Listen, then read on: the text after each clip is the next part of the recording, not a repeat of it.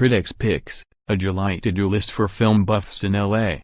Ernst Lubitsch at the Billy Wilder, 10,899 Wilshire Boulevard. In conjunction with the publication of film historian Joseph McBride's new book, How Did Lubitsch Do It? The UCLA Film and Television Archive is mounting a 2-month retrospective of the great German-American filmmaker at the Billy Wilder Theater. Beginning July 6 with the 1926 marital comedy So This Is Paris, the series, presented almost entirely on 35mm, moves from the silent era through Hollywood's golden age, following Lubitsch as he worked his way between multiple studios, including Warner Brothers, Paramount and MGM. Curious about the famed Lubitsch touch? Look no further than the July 7 double bill of the subversive 1939 comedy Ninotchka, starring Greta Garbo in one of her final roles, and the classic 1940 romantic comedy The Shop Around the Corner, featuring Margaret Sullivan and James Stewart as a pair of sales clerks who reluctantly fall for one another.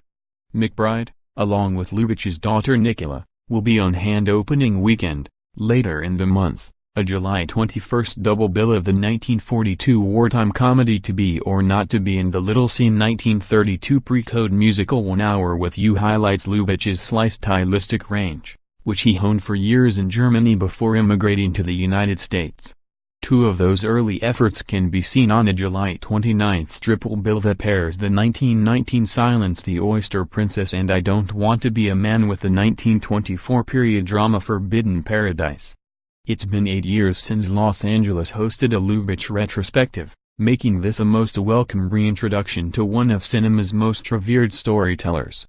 Dirty Looks on Location, various venues expanding its annual On Location series. The bicoastal arts nonprofit Dirty Looks will this month unfold an ambitious 31-day series of screenings, performances, and exhibitions at a variety of venues across Los Angeles. For film fans, there's a number of exciting programs to note, including the series opening a most unusual film festival, July 1 at the Hayworth Hotel, a 50th anniversary celebration of Los Angeles' first homosexual film festival. Screening on 16mm will be 2 groundbreaking films from 1965, Andy Warhol's infamous My Hustler, shot over one particularly memorable Labor Day weekend on Fire Island, and Jose Rodriguez Soltero's Jerovi, a queer reimagining of the Narcissus myth.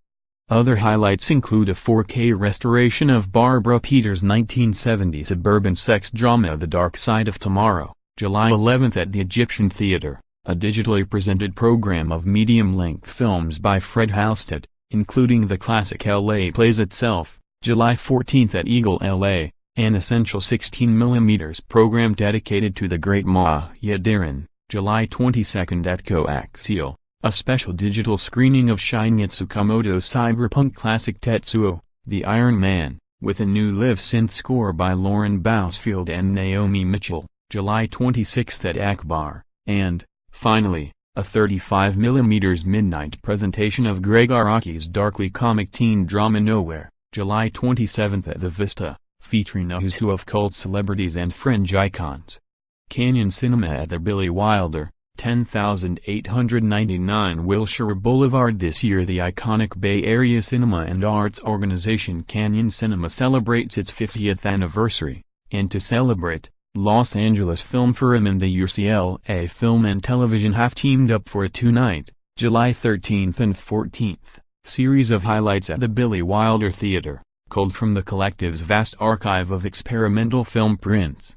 Spread across 4 programs, this all-16mm showcase, curated from a larger touring retrospective, brings together a half-century of non-commercial moving image work by a variety of artists both recognizable and less heralded.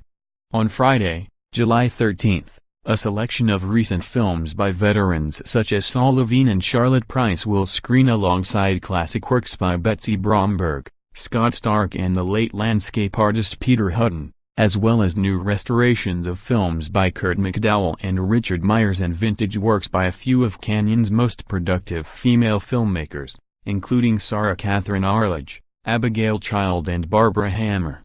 Saturday, meanwhile, pairs an opening program of found footage, animated and essay films by the lesser-known likes of Michael Woolen, Will Hindle, Joanne Elam and Colleen Smith, with a concluding selection of experimental classics by Pat O'Neill, Gunvar Nelson and Dominic Angarame, in addition to a pair of works by Canyon Cinema's founders, the legendary Bruce Bailey and Chick Strand.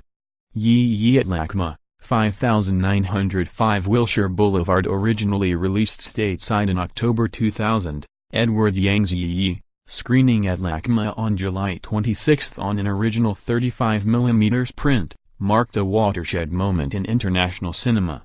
Often considered the spiritual end of the Taiwanese New Wave, a movement brought to prominence in the 1990s through an astonishing run of features by Yang and his contemporaries Hu Shaojian, Ang Lee and Tsai-Ming Liang, Yang's final film, released 6 years before his untimely passing in 2007, consolidated many of the stylistic and thematic traits that he had spent the previous 2 decades refining. With its elegantly sprawling narrative, the film clocks in at nearly 3 hours in length, not a moment of its superfluous, and unassumingly profound insights into everyday domesticity. This seemingly modest tale of a middle-class Taiwanese family has casually proven itself one of contemporary cinema's most inexhaustible achievements. Agnes Varda at the Downtown Independent, 251 S.